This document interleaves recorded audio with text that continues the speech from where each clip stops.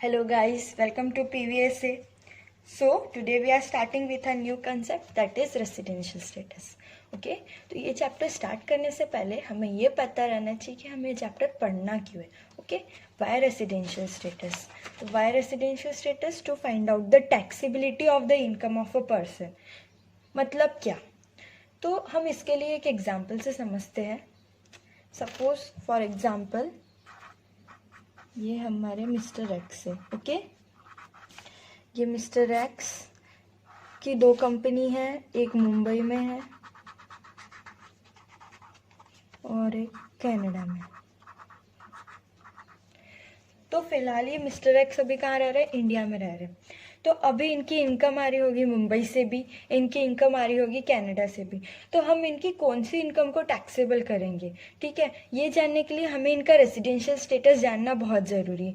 Either he is a resident of India or he is a non resident of India. Okay, either he is a resident of India or he is a non resident of India. ठीक है, तो इसके लिए हमें residential status का जानना बहुत ज़रूरी है. ओके, तो अभी हमें समझ गया why residential status to find out the taxability of a income of a person. अब अगर हम पर्सन की बात करते हैं तो लॉ की नज़र में क्या हम पर्सन है? क्या हम ही पैसे कमाते हैं? क्या इंडिविजुअली पैसे कमाते हैं? क्या नहीं. तो section 231 of income tax act में पर्सन को डिफाइन किया. हमेशा डेफिनेशन का सेक्शन क्या रहता है? सेक्शन 2. डेफिनेशन का सेक्शन हमेशा सेक्शन 2 रहता है. ठीक है, और पर्सन को कहाँ डिफाइन किया गया? सेक्शन 231 में. क्या बोला है? पर्सन मतलब क्या? पर्सन मतलब पर्सन इंक्लूड्स बोला, पर्सन मीन्स नहीं बोला. मतलब पर्सन में ये आ सकते हैं, और भी चीजें आ सकती है इसमें. ठीक है, पर्सन इंक्लूड्स बोला, पर्सन मीन्स नहीं बोला. क्या है? Person includes individual. इंडिविजुअल मतलब क्या? आप, हम. ठीक है, इंडिविजुअल. HUF मतलब Hindu undivided family. Company, firm. AOPBOI मतलब क्या? एसोसिएशन ऑफ पर्सन और body of individual. What is association of person, what is body of individual? तो एक एग्जांपल से समझते हैं. सपोज एक कंपनी, एक फर्म और इंडिविजुअल मिलके एक एसोसिएशन तैयार कर लिए. तो ये हो गया एसोसिएशन ऑफ पर्सन. मतलब पर्सन, इंडिविजुअल, HUF, कंपनी सब मिल, मतलब ये सब मिलके एक एसोसिएशन तैयार कर लिए. ये हो गया association of person. Body of individual मतलब क्या? सिर्फ इंडिविजुअल इंडिविजुअल इंडिविजुअल मिलके एसोसिएशन तैयार कर लिए. ये हो गया body of individual. Okay, AJP मतलब, AJP का एग्जांपल हम लेते GS college. GS college is an example of artificial judicial person. Okay, so clear. हम अभी हमें समझ गया why residential status. Why residential status to find out the taxability of a income of a person. फिर person को कहाँ define किया? Section 231 में. क्या बोला? पर्सन इंक्लूड्स, पर्सन मीन्स नहीं, person includes individual, HUF, company, firm, AOPBOI, AJP. Okay, अब मैंने इस चैप्टर के लिए पर्सन को दो पार्ट में डिवाइड कर दिया, एक इंडिविजुअल HUF और एक अदर्स. बाकी हमने पर्सन में क्या पढ़े? Individual, HUF, company, firm, AOPBOI, AJP. तो जब इंडिविजुअल HUF को मैंने एक साइड किया है तो अदर्स में क्या क्या रहेगा? Company, firm, AOPBOI, AJP. ठीक है, देखो सभी यहाँ रेसिडेंट और नॉन रेसिडेंट तो रहेंगे, मैंने डिवाइड किया है, पर सभी रेसिडेंट और नॉन रेसिडेंट तो ऑब्वियसली रहेंगे. इंडिविजुअल HUF भी रेसिडेंट रहेंगे, नॉन रेसिडेंट रहेंगे. अदर्स भी रेसिडेंट रहेंगे, नॉन रेसिडेंट रहेंगे. But in case of individual और HUF अगर वो रेसिडेंट है तो या तो वो ऑर्डिनरी रेसिडेंट रहेंगे या तो नॉन ऑर्डिनरी रेसिडेंट रहेंगे. ओके, तो मतलब मैंने ये क्यों डिवाइड किया है? अगर इंडिविजुअल HUF भी रेसिडेंट रहेंगे और नॉन रेसिडेंट रहेंगे, अदर्स भी रेसिडेंट रहेंगे और नॉन रेसिडेंट रहेंगे. But in case of individual HUF अगर वो रेसिडेंट है तो वो ऑर्डिनरी रेसिडेंट रहेंगे या नॉन ऑर्डिनरी रेसिडेंट रहेंगे. अब इसका मतलब क्या होता है? तो अब हम एक एक चीजें आगे देखते जाएंगे चैप्टर में. जैसे जैसे हम चैप्टर में आगे बढ़ेंगे हम ये पढ़ेंगे. ओके, तो सबसे पहले रेसिडेंशियल स्टेटस ऑफ इंडिविजुअल. ठीक है, इंडिविजुअल का रेसिडेंशियल स्टेटस कैसे फाइंड आउट करें हम इसके बारे में पढ़ते हैं. ओके, तो ये रेसिडेंशियल स्टेटस फाइंड आउट कैसे करना है, ये कहाँ दिया गया है? ये दिया गया है सेक्शन 6 में, section 6 of income tax act में दिया गया है कि how to find out residential status, determination of residential status. Section 6(1) में इंडिविजुअल का है, ठीक है। सबसे पहले हम इंडिविजुअल का पढ़ते हैं, ठीक है। हम कैसे निकाले कि वो रेसिडेंट है या नॉन रेसिडेंट है, ओके।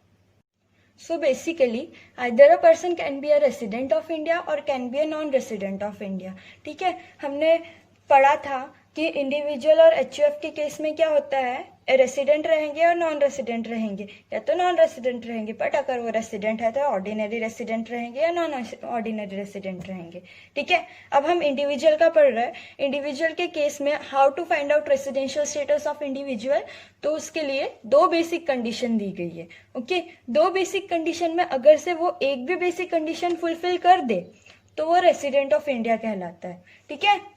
इंडिविजुअल को 2 बेसिक कंडीशन दी गई है, दोनों में से अगर वो एक भी फुलफिल कर दे तो वो रेसिडेंट ऑफ इंडिया कहलाता है, ठीक है। तो कौन सी 2 बेसिक कंडीशन दी गई है?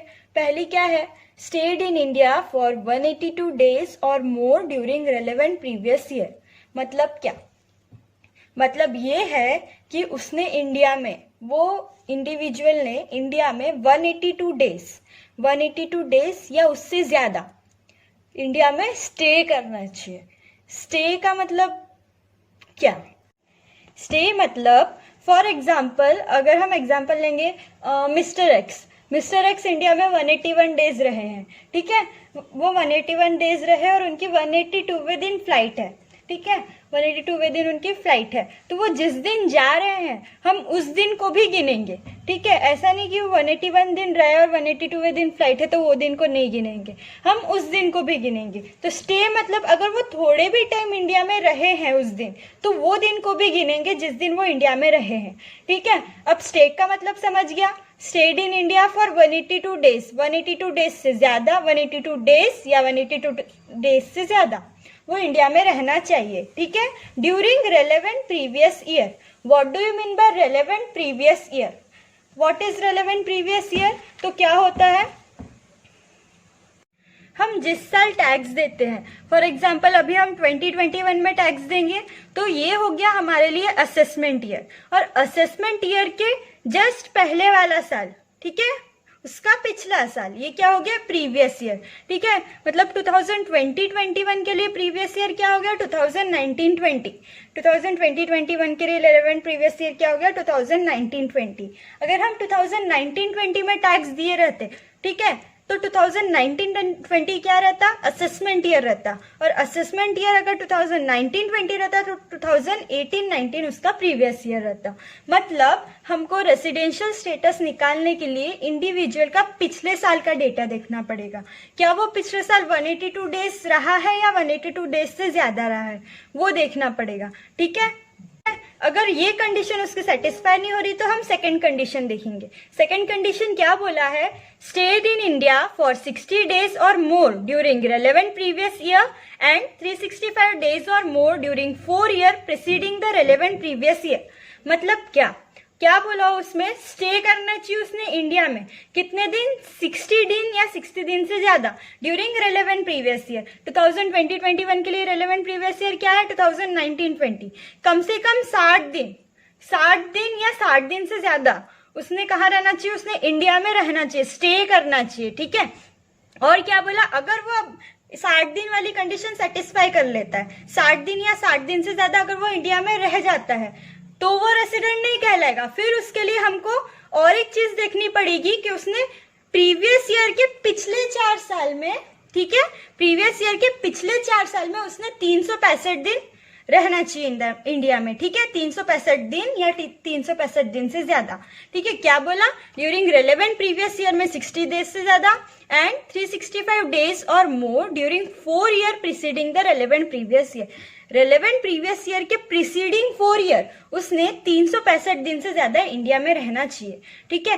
तो पहली कंडीशन क्या हो गई, पहली कंडीशन हो गई कि उसने इंडिया में 182 डेज या उससे ज्यादा स्टे करना चाहिए ड्यूरिंग द प्रीवियस ईयर। ठीक है, रेलेवेंट प्रीवियस ईयर में उसने 182 डेज या 182 डेज से ज्यादा स्टे करना चाहिए। अगर वो वही कंडीशन फुलफिल कर दे तो वो वही रेसिडेंट कहलाएगा। ठीक है, अगर वो ये कंडीशन फुलफिल ना कर पाए तो 60 डेज या 60 डेज से ज्यादा वो प्रीवियस ईयर में रह रहा है और उसके पिछले 4 साल में preceding that relevant previous year वो 365 दिन या 365 दिन से ज्यादा इंडिया में रह रहा है तो वो रेसिडेंट कहलाएगा। हाँ, अगर वो दोनों में से कोई भी कंडीशन सेटिस्फाई नहीं करे, हाँ अगर वो पिछले साल 59 डेज रहा है, ठीक है, 59 डेज वो उसने स्टे किया इंडिया में, तो क्या वो रेसिडेंट कहलाएगा? क्या नहीं, वो क्या कहलाएगा? वो नॉन रेसिडेंट कहलाएगा। अगर वो दोनों में से कोई भी एक कंडीशन भी सेटिस्फाई नहीं कर रहा है तो वो नॉन रेसिडेंट कहलाएगा। ठीक है, अदरवाइज वो रेसिडेंट कहलाएगा। ठीक है,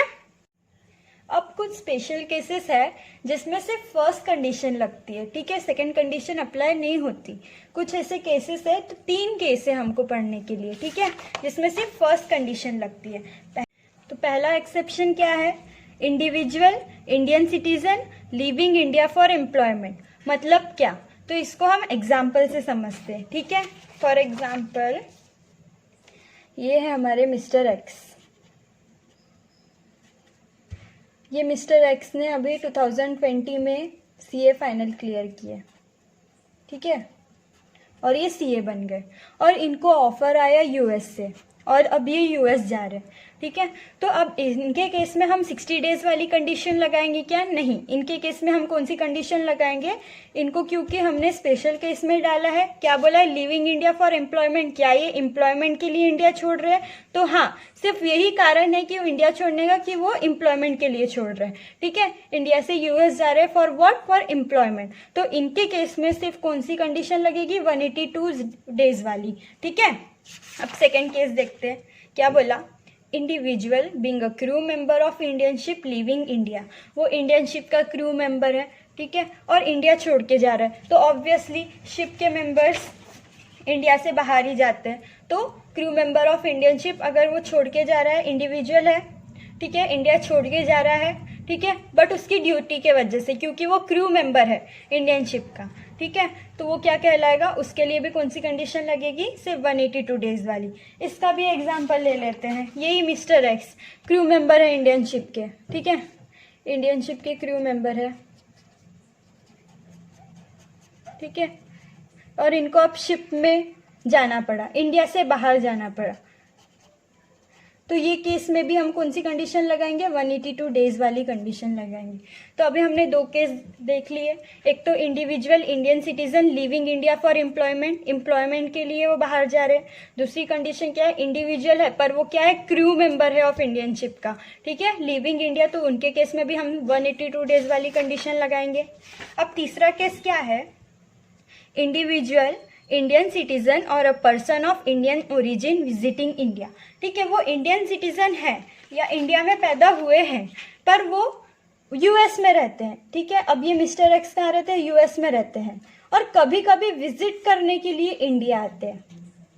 ये इंडियन सिटीजन है, ठीक है, रेसिडेंशियल शिप और सिटीजनशिप अलग अलग होती है। ठीक है, रेसिडेंशियल शिप और सिटीजनशिप अलग अलग होती है। ठीक है, वो यूएस में रहते हैं और वो सिटीजन है इंडिया के, ठीक है, इंडिया में बॉर्न हुए हैं, तो और वो इंडिया में विजिट कर रहे हैं, ठीक है, और वो इंडिया में क्या कर रहे हैं? विजिट कर रहे हैं। तो इनके केस में भी हम कौन सी कंडीशन लगाएंगे? 182 डेज वाली।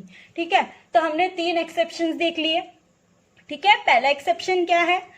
इंडिविजुअल रहना चाहिए। ठीक है, हम इंडिविजुअल के ही बारे में पढ़ रहे हैं। ठीक है, इंडिविजुअल रहना चाहिए, इंडियन सिटीजन रहना चाहिए, लिविंग इंडिया फॉर एम्प्लॉयमेंट। पहली चीज एम्प्लॉयमेंट के लिए जा रहा है वो। दूसरी चीज Indian citizen being a crew member of Indian ship living India. Okay, तीसरी कंडीशन क्या है? Individual or a person of Indian citizen or a person of Indian origin जो क्या कर रहे हैं? विजिट कर रहे हैं इंडिया में। ठीक है, मतलब वो यूएस में रहते हैं और वो इंडिया में विजिट कर रहे हैं, विजिटिंग इंडिया। ठीक है, तो ये 3 कंडीशंस है, individual Indian citizen living India for employment, पहली कंडीशन। दूसरी condition individual Indian citizen being a crew member of Indian ship living India. तीसरी condition individual Indian citizen or a person of Indian origin visiting India. ठीक है, ये 3 conditions exceptions में, मतलब इनके case में कौन सी कंडीशन लगती है, सिर्फ फर्स्ट कंडीशन जो हमने पढ़े थे determination of residential status section 6 में, ठीक है। बेसिक कंडीशन में से 2 बेसिक कंडीशन रहती है, उसमें से कोई एक कंडीशन भी सेटिस्फाई कर ले तो वो क्या कहलाता है, रेसिडेंट कहलाता है। बट इन केस में, इन 3 केस में सिर्फ फर्स्ट कंडीशन सेटिस्फाई कर ले तो वो रेसिडेंट कहलाएगा। अगर वो फर्स्ट कंडीशन सेटिस्फाई नहीं कर रहा है तो वो नॉन रेसिडेंट कहलाएगा, ठीक है। अभी देखो हमने पढ़े थे अगर वो इंडिया में थोड़ी देर के लिए भी रह ले, एक दिन में, तो वो क्या कहलाता है, वो दिन मतलब स्टे किया ये कहलाता है। But in case of crew member के केस में क्या रहता है, कंटिन्यूअस डिस्चार्ज सर्टिफिकेट, ठीक है। एक कंटिन्यूअस डिस्चार्ज सर्टिफिकेट रहता है। जिस दिन वो कंटिन्यूअस डिस्चार्ज सर्टिफिकेट में एंटर हो गए उस दिन से वो क्या कहलाता है, इंडिया के बाहर कहलाते हैं, ठीक है। हमको ये नहीं देखना उसमें कि वो स्टे कितने दिन रहे हैं, ठीक है, इंडिया में कितने दिन रहे वो नहीं देखना है, हमको इसमें कंटिन्यूअस डिस्चार्ज सर्टिफिकेट देखना पड़ता है। अगर क्रू मेंबर, किस केस में बोल रही है, सेकंड वाले केस में, ठीक है। अगर क्रू मेंबर ने कंटिन्यूअस डिस्चार्ज सर्टिफिकेट में एंटर हो गए तो वो उस दिन को नहीं गिनेंगे, जिस दिन वो कंटिन्यूअस डिस्चार्ज सर्टिफिकेट में एंटर हुए उस दिन को नहीं गिनेंगे, ठीक है। उस दिन से ही वो क्या कहलाता है, इंडिया के बाहर कहलाता है, ठीक है। और till the date enter into a continuous discharge certificate in respect of the signing in करता है, उस दिन से वो इंडिया के बाहर कहलाता है।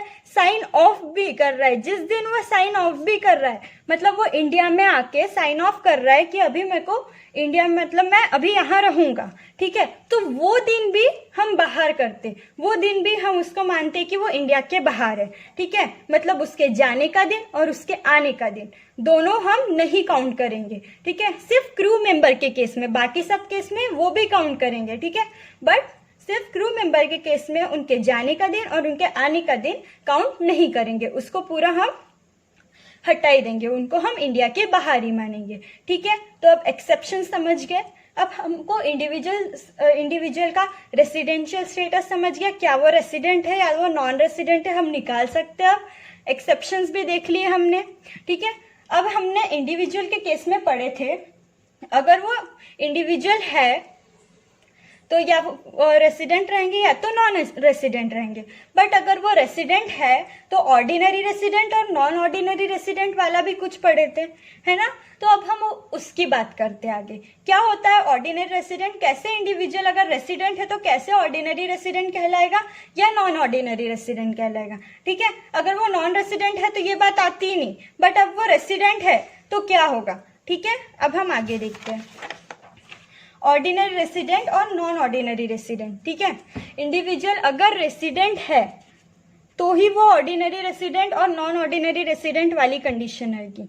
अगर वो नॉन रेसिडेंट है तो आएगी क्या, नहीं, ठीक है। तो पहले क्या था, पहले 2 बेसिक कंडीशन, दोनों में से कोई एक बेसिक कंडीशन भी फुलफिल कर ले तो वो रेसिडेंट कहलाता था।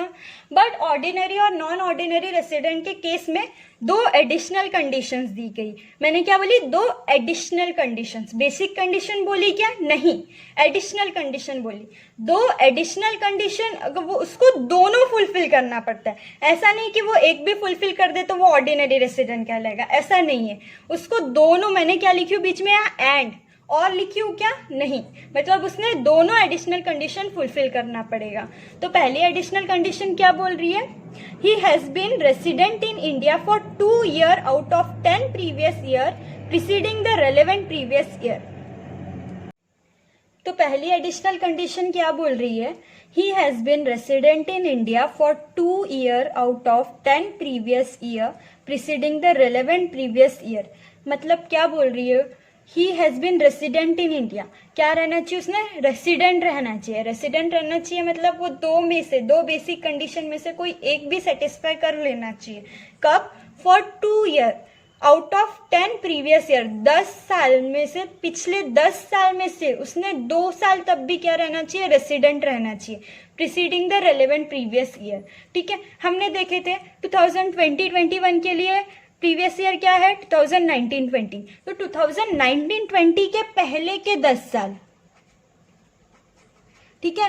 2019-20 के, मैंने क्या बोली, 2020-21 क्या है अभी हमारा असेसमेंट ईयर। 2020-21 के पहले का साल क्या हो गया, रिलेवेंट प्रीवियस ईयर।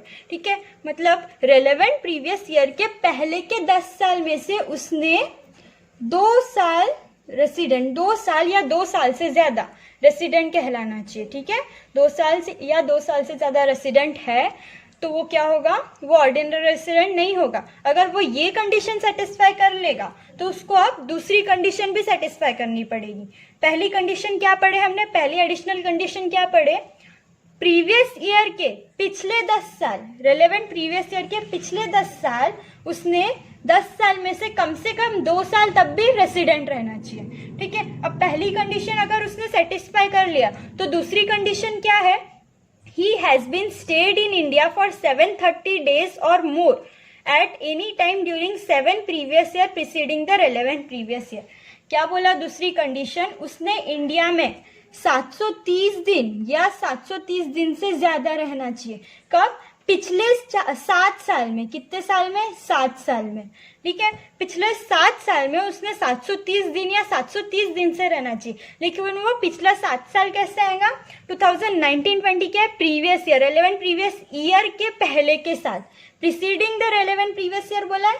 ठीक है, पहली कंडीशन और दूसरी कंडीशन समझ गई अभी। पहली कंडीशन क्या थी, he has been resident in India for 2 year out of 10 previous year preceding the relevant previous year। मतलब क्या, उसने पिछले, मतलब relevant previous year के पिछले 10 साल में, preceding that relevant previous year पिछले 10 साल में से 2 साल उसने रेसिडेंट रहना चाहिए। ठीक है, अगर वो ये कंडीशन सेटिस्फाई करे तो दूसरी कंडीशन देखेंगे, क्या वो इंडिया में 730 दिन या 730 दिन से ज्यादा रह रहा है पिछले 7 साल में, preceding that relevant previous year। Okay, तो अगर इंडिविजुअल ये दोनों एडिशनल कंडीशन सेटिस्फाई कर दे तो वो क्या कहलाएगा, ऑर्डिनरी रेसिडेंट। अगर वो दोनों में से कोई एक भी कंडीशन सेटिस्फाई कर रहा है, दूसरी कंडीशन सेटिस्फाई नहीं कर पा रहा है, तो उसको नॉन ऑर्डिनरी रेसिडेंट बोलेंगे, ऑर्डिनरी रेसिडेंट नहीं बोलेंगे। क्योंकि ऑर्डिनरी रेसिडेंट में इंडिविजुअल को दोनों एडिशनल कंडीशन सेटिस्फाई करना पड़ता है। ठीक है, इन केस ऑफ रेसिडेंट, अगर हम रेसिडेंट और नॉन रेसिडेंट की बात करें इंडिविजुअल के केस में, तो क्या होता है, उसने बेसिक कंडीशन सेटिस्फाई करना है, 2 बेसिक कंडीशन सेटिस्फाई करना है। मतलब 2 बेसिक कंडीशन है, उसमें से कोई एक भी वो सेटिस्फाई कर ले तो वो रेसिडेंट कहलाता है। ठीक है, और अगर रेसिडेंट कहला गया वो, ठीक है, अगर रेसिडेंट बन गया वो, तो ऑर्डिनरी रेसिडेंट है या नॉन ऑर्डिनरी रेसिडेंट है ये कैसे पता चलेगा, उसने दोनों एडिशनल कंडीशन सेटिस्फाई करना चाहिए। पिछले 10 साल में उसने 2 साल तब भी रेसिडेंट रहना चाहिए, पिछले 7 साल में 730 दिन तब भी 730 दिन या 730 दिन से ज्यादा उसने स्टे करना चाहिए।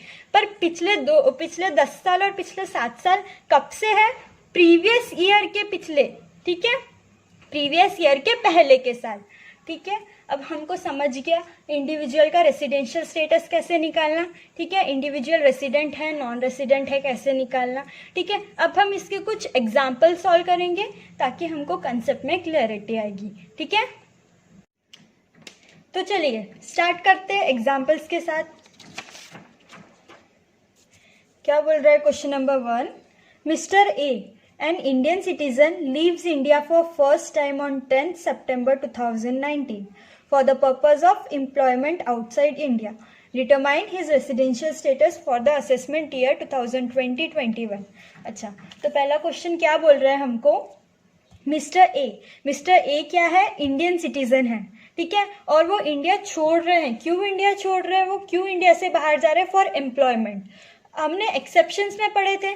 फर्स्ट एक्सेप्शन हमारा इंडिविजुअल, अगर कोई इंडिविजुअल होगा, इंडियन सिटीजन होगा और वो इंडिया छोड़ के जा रहा होगा फॉर एम्प्लॉयमेंट, तो वो फर्स्ट कंडीशन ही लगेंगी, उसमें 182 डेज वाली ही कंडीशन लगेगी। उसमें सेकंड कंडीशन लगेगी क्या, नहीं लगेगी। तो मिस्टर ए के केस में कौन सी कंडीशन लगेगी, सिर्फ फर्स्ट कंडीशन लगेगी। ओके, तो अगर वो फर्स्ट कंडीशन फुलफिल करे तो ही रेसिडेंट कहलाएगा, अदरवाइज वो नॉन रेसिडेंट कहलाएगा। ओके, तो पहली तो क्या लिखा है उसमें, कब वो जा रहे हैं, 10 सितंबर को। ठीक है, तो क्या हम 10 सितंबर को गिनते हैं क्या, रेसिडेंट क्या वो इंडिया के अंदर मानते हैं या इंडिया के बाहर मानते हैं 10 सितंबर को, तो 10 सितंबर को हम स्टे इन इंडिया मानते हैं। ठीक है, इंडिया में ही मानते हैं। ठीक है, तो अब स्टार्ट करते हैं इसको सॉल्व करना। फाइनेंशियल ईयर कहाँ से कहाँ तक रहता है? 1 अप्रैल से लेकर 31 मार्च तक। तो अप्रैल, मई, जून, जुलाई, अगस्त एंड सितंबर के कितने दिन लेंगे? 9 दिन लेंगे या 10 दिन लेंगे? तो हमारा आंसर है 10 डेज लेंगे। कितने डेज हो रहे हैं? कितने डेज उसने स्टे किए इंडिया में? मिस्टर ए ने कितने डेज स्टे किए हैं? 163 डेज। कितने दिन स्टे करना चाहिए था for the purpose of resident in India? कितने दिन स्टे करना चाहिए था? 182 डेज या उससे ज्यादा? क्या ये कंडीशन सेटिस्फाई कर रहे हैं मिस्टर ए? तो इसका आंसर है नो, ये कंडीशन सेटिस्फाई नहीं कर रहे। तो ये क्या कहलाएंगे? ये नॉन रेसिडेंट कहलाएंगे। ओके, मिस्टर ए क्या कहलाएंगे? नॉन रेसिडेंट कहलाएंगे।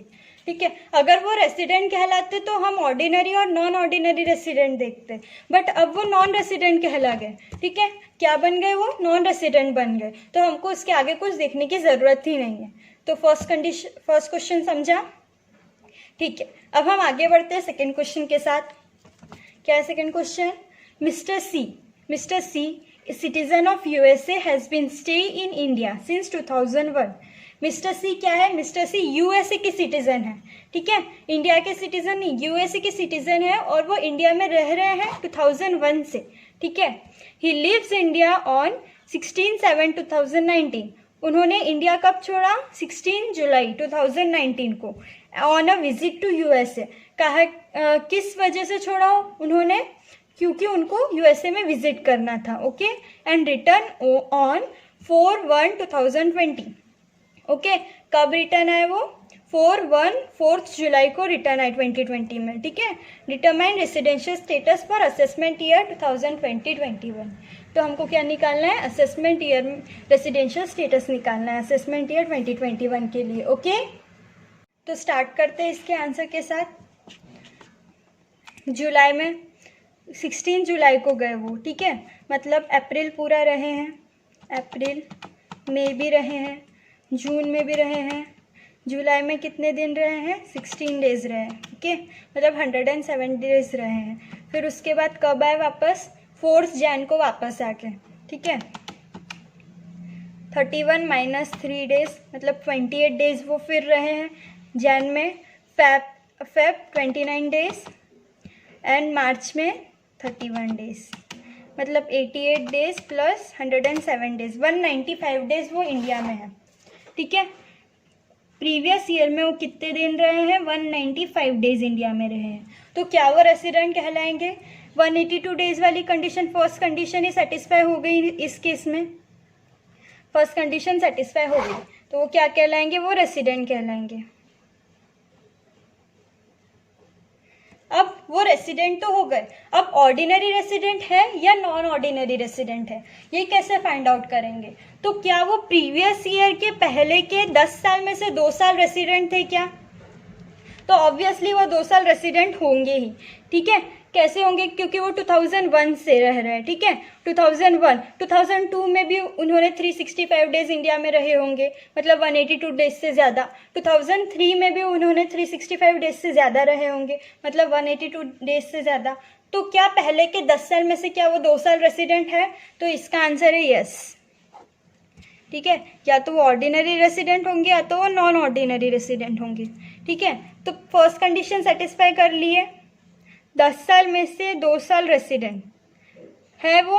हाँ, ठीक है, अब सेकंड कंडीशन देखेंगे, क्या वो पिछले 7 साल में 730 दिन से ज़्यादा या 730 दिन या 730 दिन से ज़्यादा इंडिया में रहे हैं क्या? तो इसका आंसर है हाँ, वो 730 दिन या 730 दिन से ज़्यादा पिछले 7 साल में रहे ही होंगे, क्योंकि वो 2001 से लगातार इंडिया में रह रहे हैं। मतलब 365 2 साल ही गिन ले तो 730 दिन ऐसे ही हो जाते हैं। तो 730 दिन वाली भी कंडीशन उन्होंने सेटिस्फाई कर ली। तो अब इसका आंसर क्या आएगा? क्या मिस्टर सी रेसिडेंट है? तो आंसर है यस, रेसिडेंट है। ठीक है। क्या वो ऑर्डिनरी रेसिडेंट है? दोनों कंडीशन सेटिस्फाई कर ली है मिस्टर सी ने? हाँ, तो मिस्टर सी ने दोनों कंडीशन सेटिस्फाई कर ली है, तो वो क्या है? ऑर्डिनरी रेसिडेंट भी है। ओके, सेकंड क्वेश्चन क्लियर हुआ? ठीक है, अभी थर्ड क्वेश्चन। थर्ड क्वेश्चन क्या है? मिस्टर आनंद है an Indian citizen and a crew member of bound Indian ship. ठीक है, मिस्टर आनंद इंडियन सिटीजन है और क्या है? क्रू मेंबर है of Indian ship. Determine the residential status of mister Anand का हमको क्या निकालना है? Residential status for assessment year 2021, assuming that his stay in last 4 year is 400 days and last 7 previous year is 750 days and he had been a resident in 2 out of 10 previous year। ठीक है, तो अब इस case में क्या बोला है? Mister आनंद क्या है? Crew member of Indian ship. ये एक्सेप्शन थर्ड एक्सेप्शन में कवर हो रहा है। क्या थर्ड एक्सेप्शन क्या था? अगर इंडिविजुअल है, इंडियन सिटीजन है और क्रू मेंबर है इंडियन शिप का, तो उनके केस में क्या होता है? 182 डेज वाली कंडीशन लगती है। ठीक है, 182 डेज या 182 डेज से ज़्यादा अगर वो इंडिया में रहे हैं तो ही वो रेसिडेंट कहलाएंगे, अदरवाइज वो क्या कहलाएंगे? वो नॉन रेसिडेंट कहलाएंगे। ओके, सो क्या हम ये वाली डेट को इंडिया में मानते हैं? उन्हें नहीं मानते। हमने इसे एक्सेप्शन में पढ़ा था। Date enter in the continuous discharge certificate in respect of signing in भी हम बाहर मानते हैं और in respect of sign off भी हम बाहर मानते हैं। ठीक है, मतलब यहाँ से यहाँ तक वो इंडिया के बाहर थे। ठीक है, तो इंडिया में कितने दिन रहे? अब ये कैसे निकालेंगे? तो टोटल अभी 2020-21 में, ठीक है, तो 2019-20 में टोटल कितने दिन थे? 366 डेज थे, क्योंकि इस बार 29 डेज का था। ठीक है, 366 डेज में से वो कितने दिन इंडिया से बाहर थे? कितने दिन इंडिया से बाहर थे? 27 अगस्त से 25 फेब तक इंडिया से बाहर थे। ओके, तो इसे कैलकुलेट करते हैं अभी। अगस्त में 31 डेज, उसमें से वो 26 डेज इंडिया में थे, मतलब 5 डेज इंडिया से बाहर थे। सितंबर, अक्टूबर, नवंबर, दिसंबर, जैन एंड फेब में कब तक बाहर थे? वो 25 फेब तक, मतलब 183 डेज वो इंडिया से बाहर थे। ठीक है, 183 माइनस 366, वो 183 डेज इंडिया में थे। तो क्या उनकी फर्स्ट कंडीशन सेटिस्फाई हो रही है? क्या 183 डेज वाली कंडीशन सेटिस्फाई हो रही है? 182 डेज वाली कंडीशन सेटिस्फाई हो रही है क्या? तो इसका आंसर है यस, 182 डेज वाली कंडीशन सेटिस्फाई हो रही है, तो वो क्या कहलाएंगे? वो इंडिया में रेसिडेंट कहलाएंगे। ठीक है, अब अगर वो रेसिडेंट है तो या तो ऑर्डिनरी रेसिडेंट होंगे या तो नॉन ऑर्डिनरी रेसिडेंट होंगे। ठीक है, बट इस क्वेश्चन में दिया है कि उन्होंने पिछले 7 साल में 750 दिन स्टे किए हैं इंडिया में।